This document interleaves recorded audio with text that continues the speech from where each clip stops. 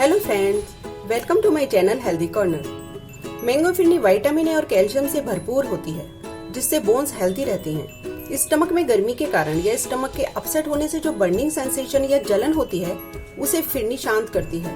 Proteins और calcium में rich होने के कारण बच्चे सारा दिन एनर्जेटिक रहते हैं। ये डिश बच्चों के लिए होलसम डाइट है और बच्चों को बहुत पसंद आती है। तो आज बनाते हैं मैंगो फिरनी।